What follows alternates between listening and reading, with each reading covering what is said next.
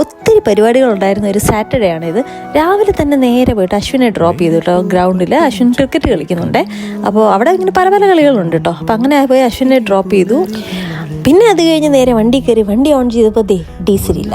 പിന്നെ petrol pump തപ്പിയിട്ടൊരൊറ്റ പോക്കായിരുന്നു. ഇതിനടുത്ത് തന്നെ പറഞ്ഞുകൊണ്ടായിരുന്നു. അങ്ങനെ പെട്രോൾ പമ്പിൽ നമ്മളെത്തി.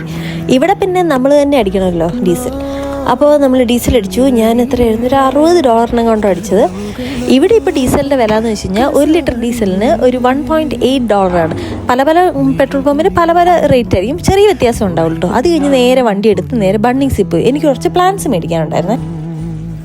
പിന്നെ ബണ്ണിങ്സിൽ പോയി കഴിഞ്ഞാൽ പിന്നെ ബിന്ദു പണിക്കറിനെ പോലെയാണ്, എൻ്റെ മിക്സി, എൻ്റെ TV, എൻ്റെ തേപ്പ് കൂട്ടി എന്ന് പറഞ്ഞ് കിടന്ന് ഓടുമായിരിക്കും. എനിക്ക് പ്ലാന്റ്സ് കുറച്ച് ചെറിയൊരു വീക്ക്നെസ്സാണ്. അങ്ങനെ പല പല വെറൈറ്റി ചെടികളുണ്ട് കേട്ടോ അവിടെ. അപ്പോൾ അതിൽ നിന്ന് ഞാൻ ചിലത് കുറച്ച് ഇലച്ചെടികൾ പോലത്തെ സംഭവങ്ങളൊക്കെയാണ് ഞാൻ എടുത്തത്.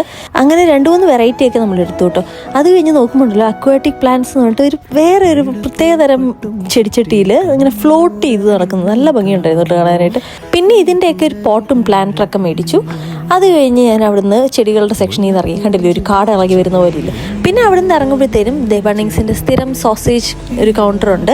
അത് സാറ്റർഡേ സൺഡേസ്, അത് ബണ്ണിങ്സിൻ്റെ അല്ല, ബണ്ണിങ്സിൻ്റെ അവിടെ ഏതെങ്കിലും ഒരു ഗ്രൂപ്പ് ഫണ്ട് റേസ് ചെയ്യാൻ വേണ്ടിയിട്ട് ചെയ്യുന്നതായിരിക്കും. ചിലപ്പോൾ വെറ്ററൻസ് ആയിരിക്കും ചെയ്യുന്നത്. ഇതിപ്പോൾ വേറെ ഏതോ ഡിസേബിൾഡ് ഗ്രൂപ്പിന് വേണ്ടിയിട്ട് ഫണ്ട് റേസ് ചെയ്യുന്നതായിരുന്നു കേട്ടോ. പിന്നെ അവിടെ നിന്ന് നേരെ വണ്ടി ഓടിച്ച് നേരെ പോയത് അശ്വിൻ്റെ കുറച്ച് പഴയ ഷൂസ് ഉണ്ടായിരുന്നു. അതെനിക്ക് ഡൊണേറ്റ് ചെയ്യാനുണ്ടായിരുന്നു. അപ്പോൾ ഇങ്ങനത്തെ ഡൊണേഷൻ ബോക്സസ് നമുക്ക് പബ്ലിക് സ്പേസിലുണ്ടാവും. അപ്പോൾ ഞാൻ അവിടെ പോയിട്ട് അത് ഡൊണേറ്റ് ചെയ്തു. പിന്നെ അത് കഴിഞ്ഞിട്ട് നേരെ പെറ്റ് സ്റ്റോക്കിൽ പോയി. എന്തിനാ, കോഫിക്ക് ഒരു കുറച്ച് ചിക്കൻ നെക്ക് മേടിക്കാനായിട്ട്. അത് മേടിച്ച് ഈ പ്ലാന്റും മേടിച്ച സാധനങ്ങളും എല്ലാം കൂടെ ഞാൻ നമ്മുടെ വീട്ടിലെത്തിച്ചു. അത് കഴിഞ്ഞ് പിന്നെ നേരെ കോഫി വീട്ടിലിരിക്കുകയായിരുന്നല്ലോ. അപ്പോൾ കോഫീനെയും കൊണ്ടൊന്ന് നടക്കാൻ വേണ്ടി പോയി.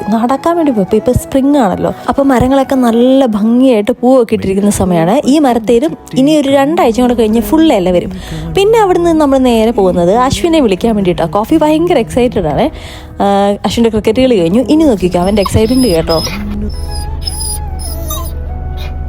കണ്ടോ, ഇതാണ് ഇവൻ്റെ പരിപാടി. അശ്വിൻ വരുന്നു പറഞ്ഞു കഴിഞ്ഞാൽ പിന്നെ ഭയങ്കര കയറ് പൊട്ടിച്ച് നേരെ അശ്വിൻ്റെ അടുത്ത് പോയി ഭയങ്കര കളിയായിരുന്നു കേട്ടോ. അത് കഴിഞ്ഞ് നേരെ വന്ന് കുത്തിയിരുന്ന് മടി കയറി ഒരൊറ്റ ഇരിപ്പാണ്. എവിടെ ഇരിക്കുന്നത്?